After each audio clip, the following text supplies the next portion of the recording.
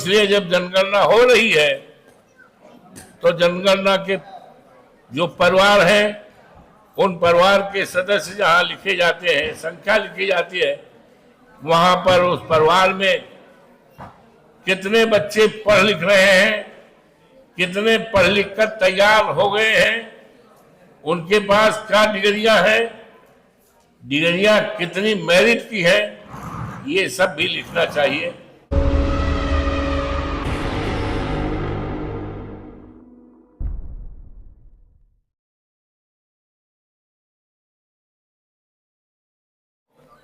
पत्रकार भाई हैं, सबका अभिनंदन करता हूं, स्वागत करता हूं।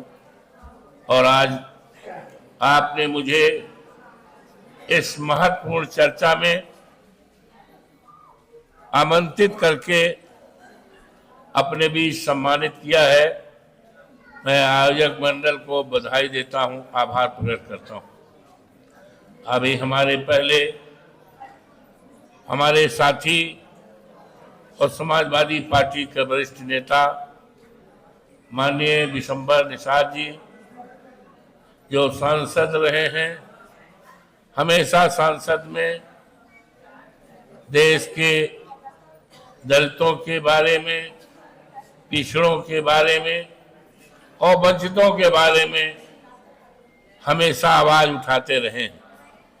आज भी संसद की कार्यवाही में इनका बड़ा महत्वपूर्ण योगदान और जो भी चर्चाएं की है वो स्वर्णिम अक्षरों से लिखी जाएंगी। अभी हमारे पहले बहन बहुत विस्तार से बात करना चाह रही थी और उन्होंने बात किया। मैं बहुत थोड़े शब्दों में, क्योंकि एक दूसरी बैठक हमारी है उसमें मुझे जाना है, 2-3 बिंदुओं पर हम आपसे बात करेंगे। एक तो ये कहा गया है जनगणना, और जनगणना के लिए हमारे नेता माननीय अखिलेश जी ने जनगणना की बात उठाई थी और माननीय नेताओं ने उठाई थी। 24 के चुनाव घोषणा पत्र में भी, हमारी घोषणा पत्र में भी था कि हमारी सरकार बनेगी तो हम पूरे देश में जनगणना कराएंगे, और माननीय नेताओं ने भी जनगणना कराने के लिए जोर और दबाव सरकार पे दिया है। अंततः सरकार को जनगणना कराने के लिए बाध्य किया गया। आज जनगणना हो रही। जब जनगणना हो रही है तो ऐसे समय में मैं मांग करता हूं कि जो हमारे पिछड़े लोग हैं उनकी अलग से कराई जाए, और उनके परिवार में कितने बच्चे हैं, पढ़े लिखे हैं, क्योंकि देखा जाता है सरकारी नौकरियों में काफी अच्छा योग्यता रखते हुए भी उनको कह दिया जाता है नॉट फाउंड सुटेबल, उपयुक्त नहीं पाए गए। ये सरासर अन्याय है, अत्याचार है। तो इसलिए जब जनगणना हो रही है तो जनगणना के जो परिवार हैं उन परिवार के सदस्य जहां लिखे जाते हैं, संख्या लिखी जाती है, वहां पर उस परिवार में कितने बच्चे पढ़ लिख रहे हैं, कितने पढ़ लिख कर तैयार हो गए हैं, उनके पास क्या डिग्रियां हैं, डिग्रियां कितनी मेरिट की है, ये सब भी लिखना चाहिए। इस पर हमें आपको सतर्क रहना है और सरकार पर जोर और दबाव डालना।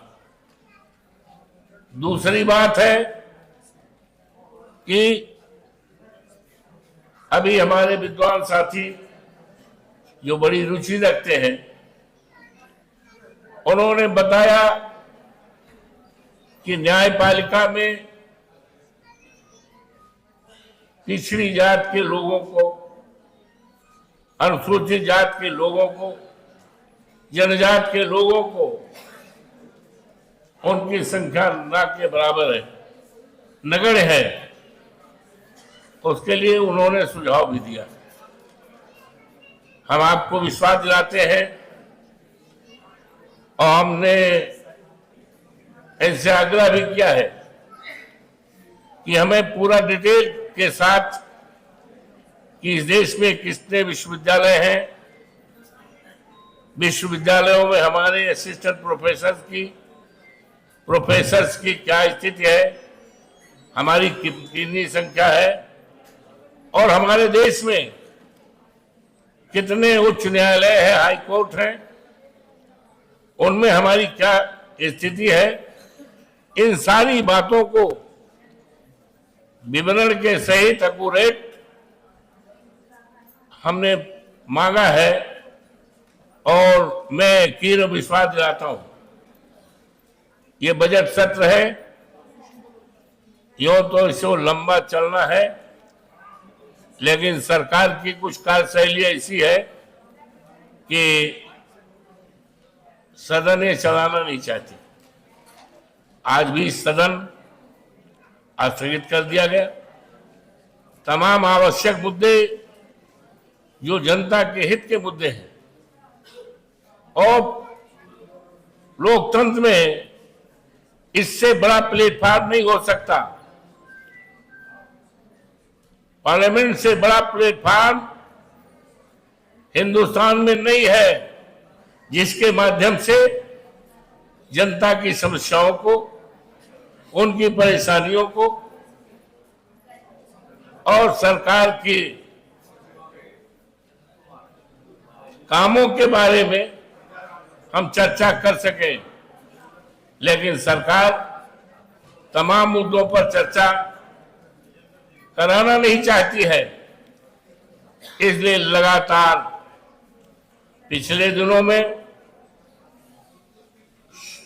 सदन बाधित रहा, बैठकें नहीं हो पाई, नहीं चल पाई, विचार नहीं आ पाए और बीच में भी सत्र में यही हाल रही।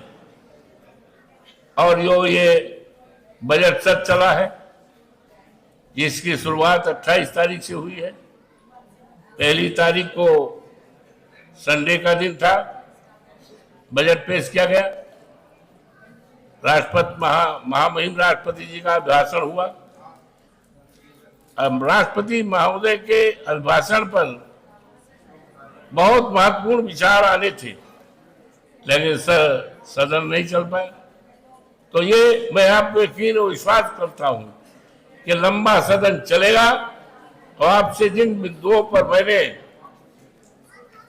जानकारी ली है उन सारे बिंदुओं को मैं सदन के बीच उठाऊंगा।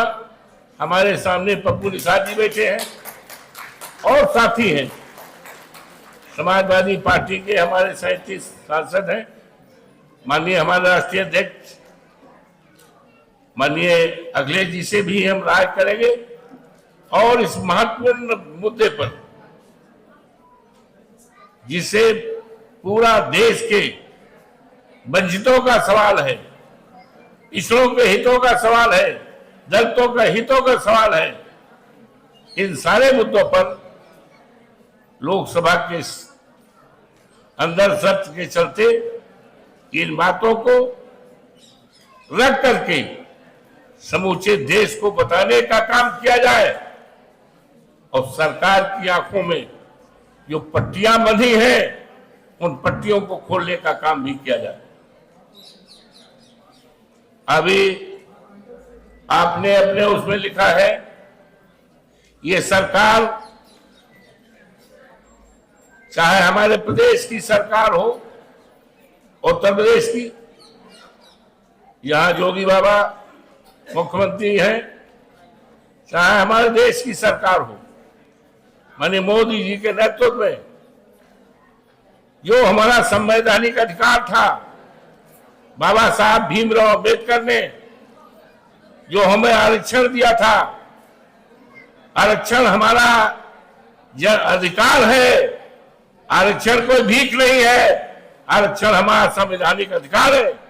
लेकिन अफसोस के साथ कहना पड़ रहा है, बड़ी ही अक्लमंदी के साथ हमारी ये सरकार जो है हमारे आरक्षण को खत्म कर रही है। सरकारी संस्थाओं को बेच दे रहे हैं, निजी हाथों में दे रहे हैं, और जब निजी हाथों में हमारी सरकारी संस्थाएं हो जाएगी तो वहां आरक्षण नाम की कोई चीज नहीं है। तो अब इस बात पर भी इस सदन के माध्यम से, इस बैठक के माध्यम से, इस महापंचायत के माध्यम से मांग करते हैं सरकार से कि जो प्राइवेट निजी संस्थाएं हैं जिस पर सरकार का पैसा है वहां भी आरक्षण लागू किया जाए। इसकी पुरजोर मांग करते हुए हम चाहेंगे कि एक प्रस्ताव भी आपकी तरफ से लाया जाए और इस प्रस्ताव को भी सर्वसम्मति से पास किया जाए। जहां तक आपने मांग किया है कि जो हमारा चुनाव है ये चुनाव पेपर से हो, लेकिन चुनाव तो मशीन से हो रहा है, मशीन से हो रहा है और चुनाव में बड़ी धांधली हो रही है।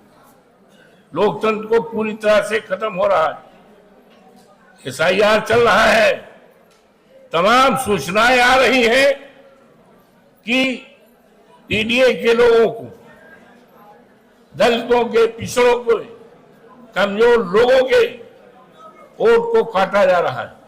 यहां तक हमारे संसदीय क्षेत्र, जो हमारा विधानसभा का क्षेत्र था, मिल्कीपुर, जहां पर उपचुनाव हुआ था, मेरी सीट खाली होने के बाद वहां पर उपचुनाव में लोकतंत्र पर डाका डाला गया है। अगर कभी इतिहास लिखा जाएगा तो इतिहास में यह आएगा कि लोकतंत्र पर डाका की शुरुआत मर्यादा पुरुषोत्तम राम की धरती अयोध्या के मिल्कीपुर से हुई उपचुनाव में, जहां पर सरकारी लोगों ने वोट डालने का काम किया था।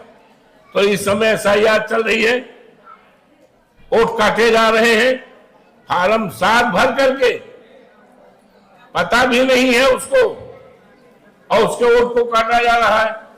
तमाम हमारे सूचनाएं मिली है। हमारा मिल्कीपुर जो हमारा विधानसभा था, जहां से विधायक भी थे, आज हमारे संसदीय क्षेत्र में है, वहां पर तमाम लोगों के नाम ऐसे मिले हैं वो जिंदे हैं, घर में हैं, और उनको लिखा दिया गया है मर गए हैं।